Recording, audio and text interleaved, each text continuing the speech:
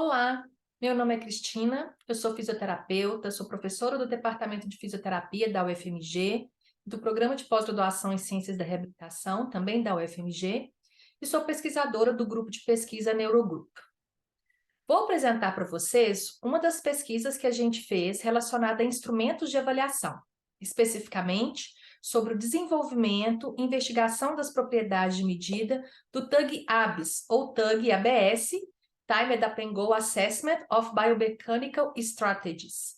Esse instrumento ele foi desenvolvido e teve as suas propriedades de medida investigada durante o meu doutorado, sob orientação da professora Lucy Fuscal de Teixeira Salmelo, também da UFMG, e a professora Sylvie Nadeau, da Universidade de Montreal, lá do Canadá.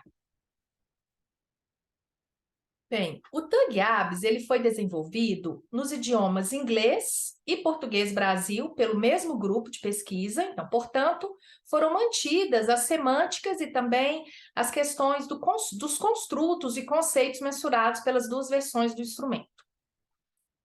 O que o TUG-ABS avalia? Qual que é o desfecho mensurado? São as estratégias biomecânicas adotadas durante o desempenho no Timed Up and Go Test, o TUG. Então, para a gente poder falar do TUG-ABS, vamos primeiro falar um pouco sobre o TUG. O TUG, o Timed Up and Go, foi desenvolvido em 1991 por Podiadro e Richardson, e o TUG ele envolve a avaliação da mobilidade a partir do tempo utilizado pelo indivíduo para desempenhar uma sequência de atividades comumente realizada no dia das pessoas. Então, essas atividades envolvem o levantar de uma cadeira, o andar 3 metros, o girar, o retornar e o se assentar na cadeira. Durante o desempenho do indivíduo, o avaliador, o examinador, no nosso caso o fisioterapeuta, mensura o tempo que ele despende para realizar essa sequência de atividades. O TUG apresenta propósitos discriminativo, preditivo e avaliativo. Então, como propósito discriminativo, ele é capaz de discriminar grupos, diferenciar grupos com diferentes graus de comprometimento de mobilidade, por exemplo. Como propósito preditivo, o TUG ele é capaz de, a partir de um valor, a gente pode dizer se o indivíduo apresenta ou não risco futuro de queda. E também tem um propósito avaliativo, que é de auxiliar com informações para o processo de avaliação. O TUG apresenta uma série de características positivas, como, por exemplo, adequadas propriedades de medida para uma série de grupos populacionais, excelente utilidade clínica, não exige nenhum treinamento específico para ele ser utilizado, então é um teste muito bom e muito utilizado na nossa prática profissional. Porém, o Timed Up and Go apresenta uma grande limitação, que é o fato do score dele ser apenas o tempo que o indivíduo utiliza para realizar a sequência de atividades. Esse tempo, ele não fornece informações sobre quais características poderiam estar associadas com melhor ou pior desempenho. O tempo, ele é limitado para permitir a nossa elaboração de inferências, a elaboração de raciocínios clínicos relacionados, por exemplo, a quais estruturas e funções corporais poderiam estar comprometidas ou relacionadas a um pior ou melhor desempenho em cada uma das atividades do teste. Portanto, o Timed Up and Go, o propósito avaliativo dele é fraco, porque ele não é capaz de fornecer informações suficientes que direcionem um plano de tratamento mais específico, um raciocínio clínico mais elaborado. Nesse contexto, foi proposto o Timed Up and Go, ABS, né? o TUG Assessment of Biomechanical Strategies, que é o TUG-ABS ou TUG-ABS. O TUG-ABS ele envolve a realização das mesmas atividades do TUG. Então, o indivíduo deve levantar da cadeira, deambular 3 metros, girar, retornar e se assentar na cadeira. Mas o examinador, ele não vai utilizar o tempo como desfecho de interesse, ele vai utilizar a pontuação que o indivíduo recebe no instrumento. Então, existe um instrumento, um papel, você vai imprimir esse instrumento, nesse instrumento tem uma série de itens, cada item tem diferentes categorias de resposta, e o examinador vai cotar, vai marcar aquela categoria que mais se assemelha ao que foi observado durante o desempenho das atividades. Então, o desfecho mensurado pelo TUG-ABS são as estratégias biomecânicas adotadas durante o desempenho do Timed Up and Go. O propósito é basicamente avaliativo. O objetivo do TUG-ABS é fornecer informações qualitativas de forma padronizada e sistematizada, relacionadas às características das estratégias biomecânicas adotadas pelo indivíduo ao realizar cada uma das atividades. O TUG-ABS também apresenta um propósito discriminativo. É possível discriminar grupos que apresentem características distintas dos movimentos realizados. As estratégias biomecânicas distintas que são adotadas, a pontuação do TUG-ABS é capaz de permitir a criação de grupos separados por essas características distintas. São várias as características positivas do TUG-ABS. A principal delas é permitir explorar a riqueza de informações sobre a mobilidade funcional que a realização da sequência de atividades do TUG pode fornecer. Isso de forma padronizada e sistematizada.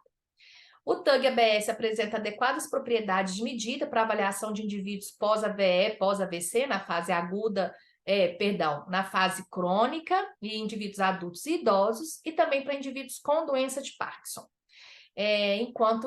Spoiler, né, tem um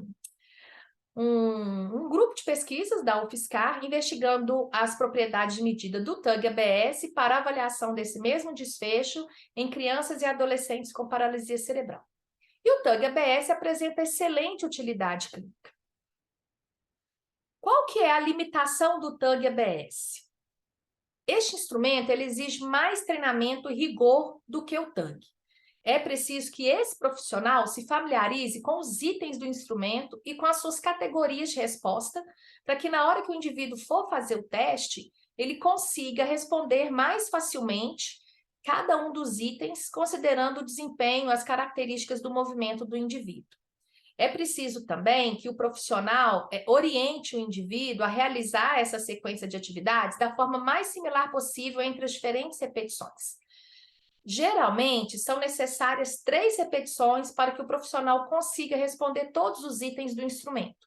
Claro que se o indivíduo realiza as atividades de forma muito lenta, talvez com 1 ou 2 repetições, o profissional já consiga responder todos os itens. Se o indivíduo faz de forma mais rápida, são necessárias mais repetições.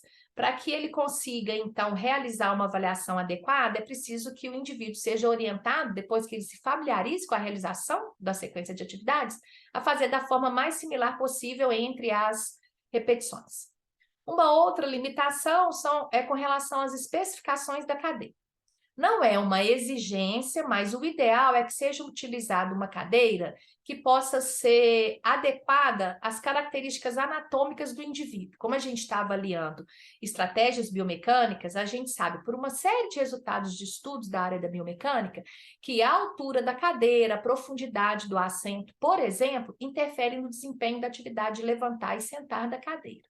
Portanto, o ideal é que a gente consiga uma cadeira que possa ser colocada e regularizada segundo algumas características do corpo do indivíduo. Eu vou explicar posteriormente. Mas essa não é uma exigência. Você pode utilizar uma cadeira que você tenha. O ideal é que ela tenha apoio de braços, mas se você tiver uma cadeira padrão, você utiliza aquela cadeira. O importante é, na reavaliação, utilizar a mesma cadeira, pois características como a altura e profundidade do assento da cadeira interferem nas características do movimento.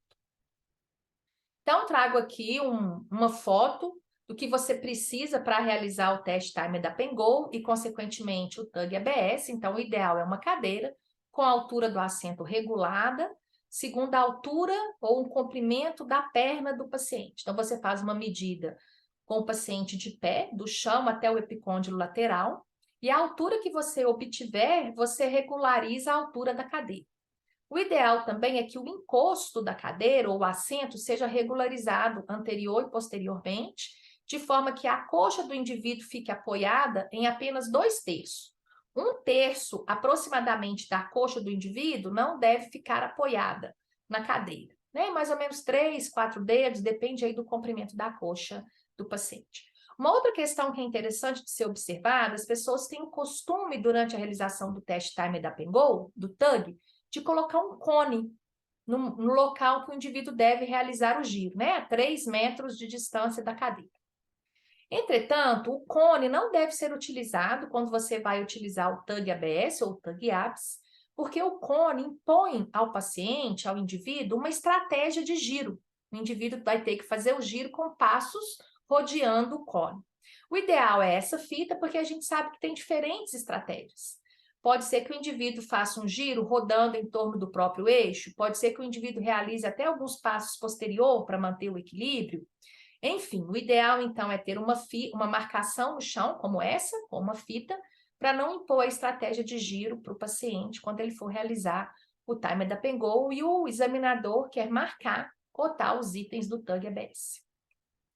Bem, trago aqui uma foto do início do instrumento e do término do instrumento. Ele é um questionário. Esse questionário, então, você inicia colocando o nome do paciente, a data, se ele usou órtese ou dispositivo de auxílio à marcha e as especificações da cadeira. Como vocês podem ver, a presença ou ausência de encosto para tronco e de apoio para membros superiores, se a altura e a profundidade do assento foi fixa ou regulada a alguma medida antropométrica do indivíduo, como eu expliquei. As primeiras respostas, as respostas de cada item mais do lado esquerdo do nosso vídeo, vão receber 3 pontos. A do meio, 2 pontos, e a mais do lado direito, 1 ponto. Sempre tem 3 opções de resposta. Quanto maior a pontuação, melhor o desempenho do indivíduo.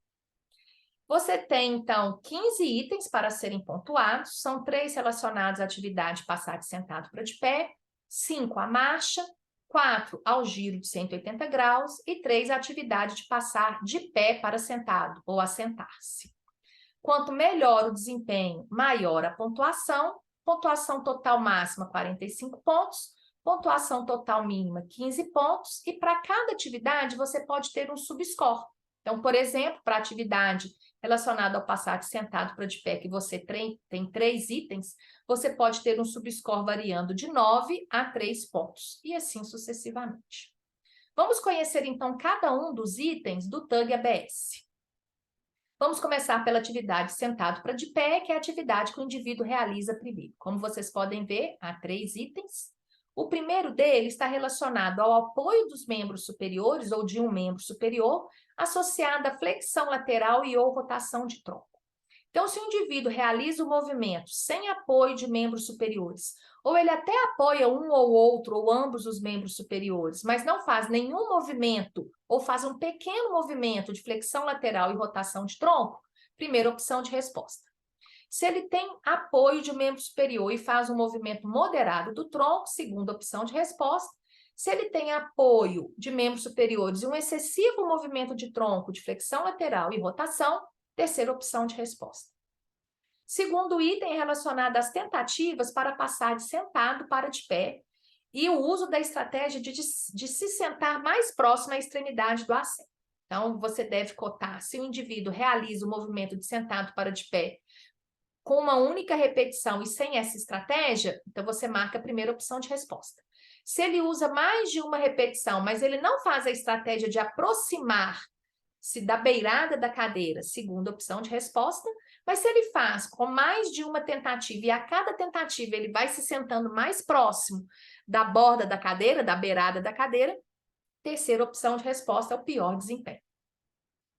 E o terceiro item é com relação ao momento gerado pela primeira flexão anterior do tronco e pela extensão do tronco e dos membros inferiores.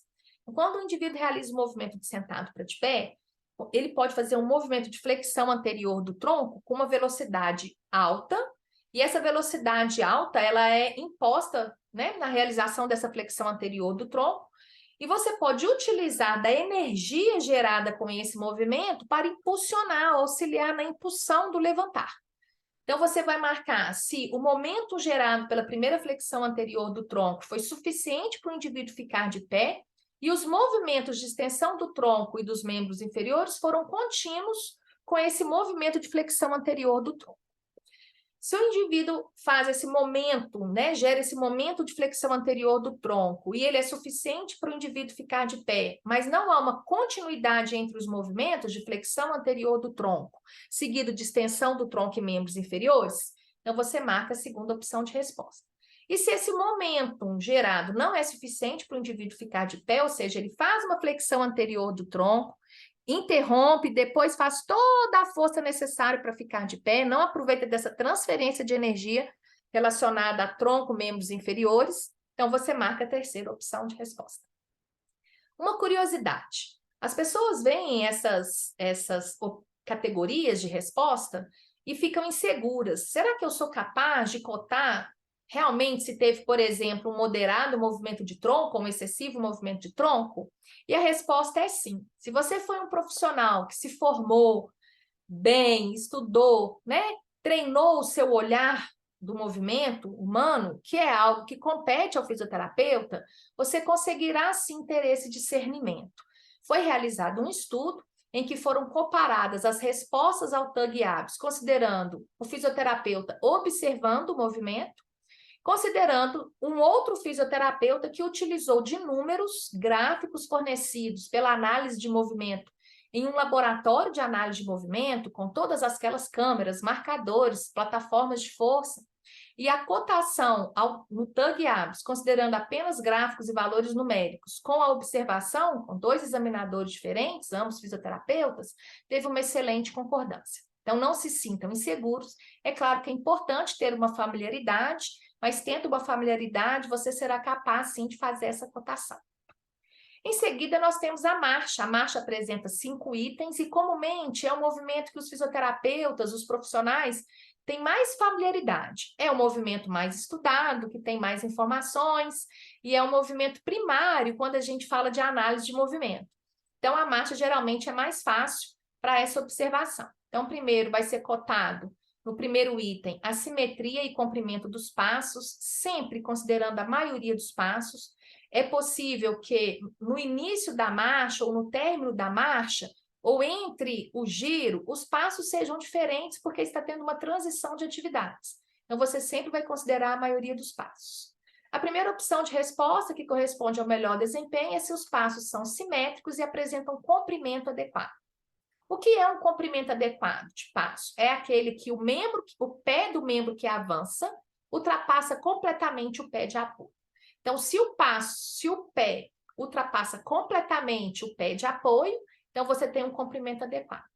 A segunda opção de resposta é se os passos são assimétricos e o comprimento é adequado de um lado, e na terceira, passos assimétricos ou até mesmo passos simétricos, mas o comprimento é inadequado de ambos os lados.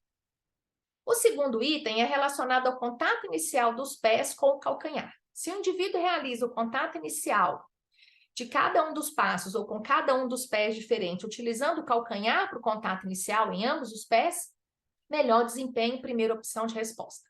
Em apenas um pé, opção de resposta do meio, e em nenhum dos pés, a terceira opção de respostas. O terceiro item é com relação à extensão do quadril na fase de apoio, lembrando que essa extensão do quadril é uma posteriorização real da coxa em relação à pelve, não um retorno da flexão. Então, é preciso observar uma posteriorização da coxa em relação à pelve. Se essa extensão do quadril na fase de apoio é observada em ambos os membros inferiores, primeira opção de resposta. Em apenas um membro inferior, opção de resposta do meio, e em nenhum dos membros inferiores, terceira opção de resposta. O quarto item é sobre a fase de balanço. Se não tem contato dos pés com o solo durante a fase do balanço, mais uma vez, para a maioria dos passos. Se ambos os pés, a fase de balanço ocorre sem contato do pé com o solo, o pé que está fazendo o balanço, se isso acontece em ambos os pés, melhor desempenho, em apenas um pé, a cotação do meio, e em nenhum dos pés, a última categoria de resposta. E, por fim, sobre a progressão anterior dos membros inferiores sem movimento atípico do tronco. Então, se o indivíduo é capaz de levar o membro inferior à frente, o avanço do membro inferior, a progressão do membro inferior durante a marcha, sem ter movimento atípico de tronco. Se isso acontece, primeira opção de resposta. Se apenas um membro inferior avança sem movimento atípico do tronco, segunda opção de resposta. Se ambos os membros inferiores avançam com movimento atípico do tronco, terceira opção de resposta. Próxima atividade é o giro. Esta é a atividade que os profissionais têm mais dificuldade de observar, possivelmente porque é uma atividade que menos se observa, menos se avalia. Não porque ela seja menos importante, muito pelo contrário, é uma atividade muito importante, tanto é que tem aumentado consideravelmente o número de estudos, inclusive na área de biomecânica, análise de movimento relacionado ao giro. Bem, o primeiro item é sobre a relação entre o pé externo e interno à circunferência do giro. Então, quando o indivíduo realiza o giro, há uma circunferência do giro, independente da estratégia. Você vai observar se o pé externo a essa circunferência é colocado completamente à frente do pé interno. Se sim, primeira opção de resposta. Se apenas parte do pé externo é colocado à frente do interno, segunda opção de resposta. Se o pé externo se mantém ao lado ou posterior ao interno, terceira opção de resposta. Segundo item, quantidade de passos para a realização do giro. Lembrar que é para considerar os passos do giro e não os passos utilizados na marcha pré e pós-giro. Se ele faz o giro com menos de 4 passos, melhor desempenho, primeira opção de resposta. Com 4 ou 5 passos no meio e mais que 5 passos, terceira opção de resposta. O terceiro item é sobre a rotação do tronco ou do corpo para a completa mudança de direção do giro. Então, quando ele vai fazer a mudança de direção do giro, qual que é a quantidade de fragmentos de movimento de rotação do corpo? Se ele faz menos que 3, primeira opção de resposta. Se ele faz 3 fragmentos de movimento do corpo, segunda opção de resposta. Mais do que 3, terceira opção de resposta. E o quarto e último item do giro é a sequência entre a marcha, giro e marcha. Na primeira opção de resposta, se os movimentos entre essas 3 atividades são contínuos e sem sinais claros de perda de equilíbrio. Se os movimentos não são contínuos, ou seja, há uma fragmentação entre os movimentos, mas não tem perda clara de equilíbrio, segunda opção de resposta.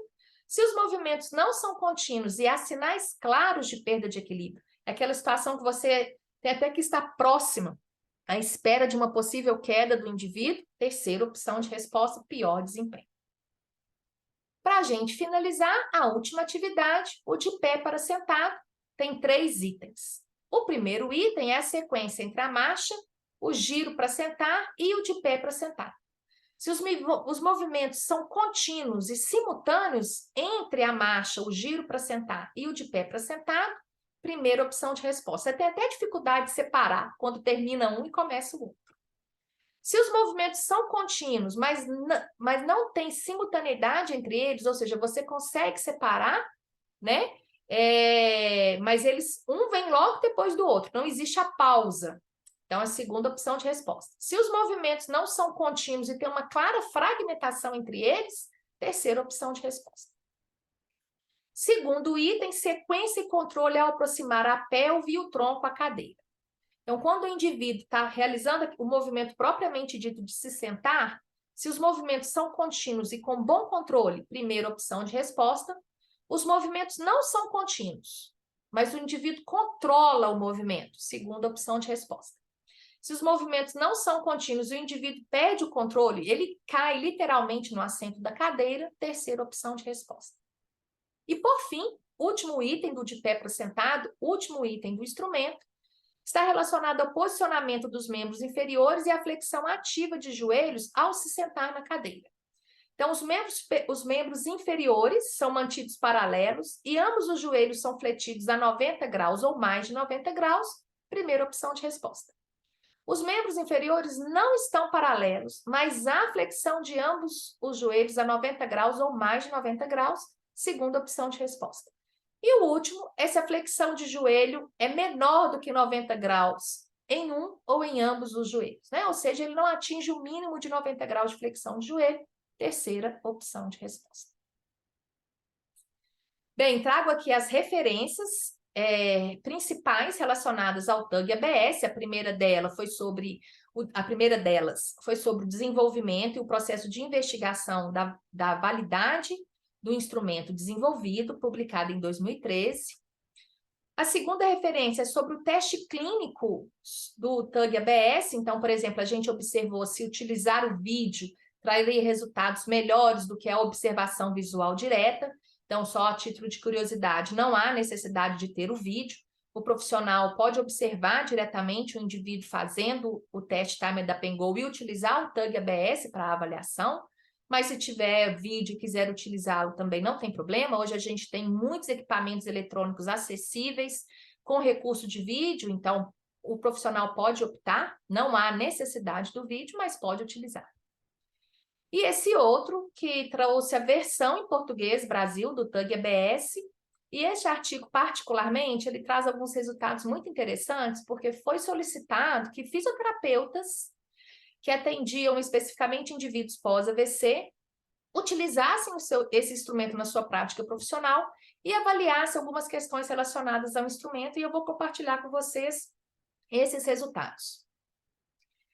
Então, os fisioterapeutas brasileiros apontaram que havia representatividade e relevância do TUG ABS.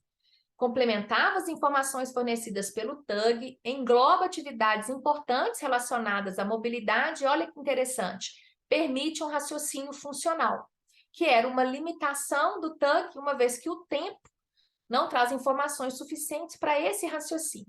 Vou fazer a leitura do texto deste fisioterapeuta ou desta fisioterapeuta. Os indivíduos testados que apresentaram menores scores foram aqueles que precisavam de mais tempo para completar a tarefa. Estes dados refletem um déficit no nível de atividade. A análise do comportamento adaptativo durante a execução de cada tarefa nos auxilia na interpretação dos possíveis déficits de estrutura e função relacionados à execução desta tarefa e nos guia para a elaboração de um plano de tratamento articulando a atividade e estrutura e função do corpo.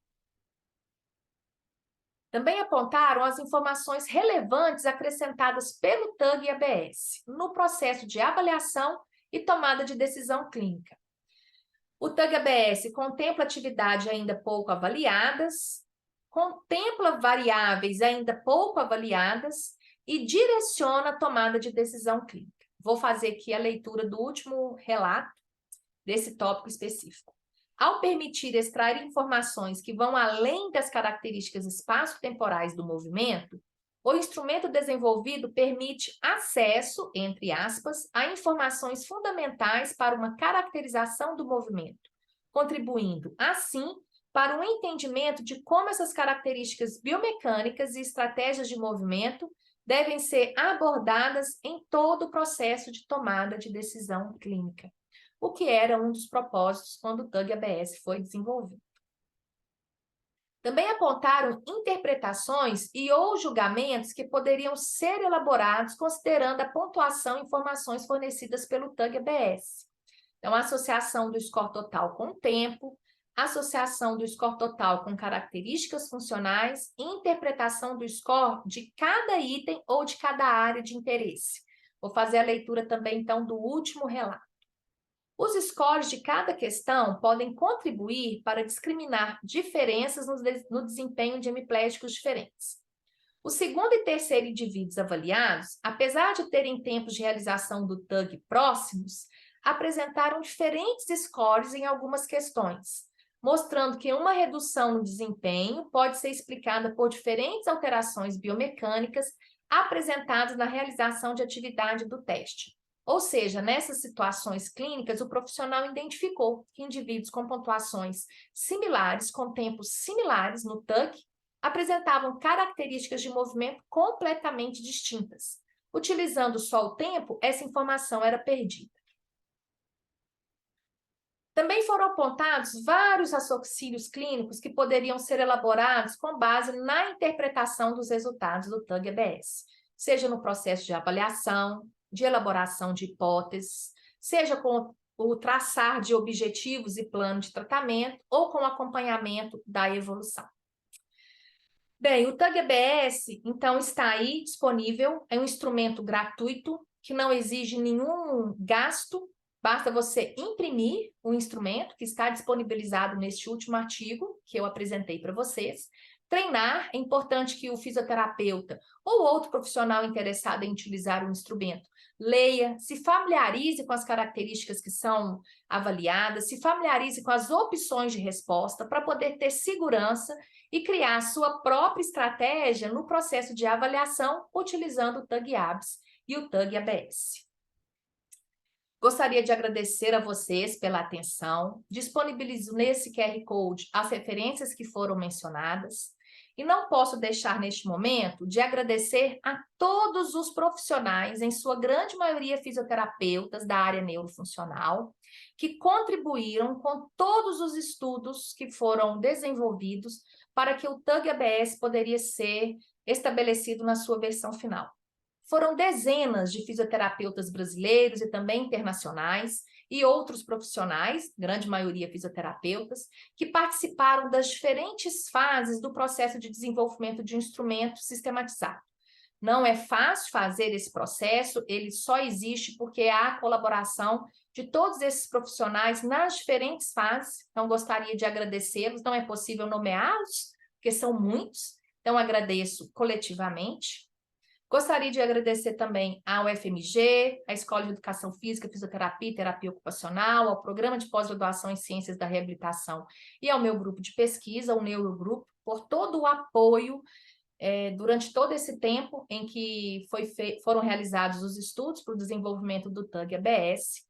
Também a Universidade de Montreal e o Instituto de Readaptação Gingras Lindsay de Montreal, que foi onde foram realizadas algumas etapas do desenvolvimento deste instrumento de medida. Como eu disse no início, ele foi desenvolvido sob a supervisão também da professora Sylvina Adot, da Universidade de Montreal, que trabalhava neste Instituto de Readaptação.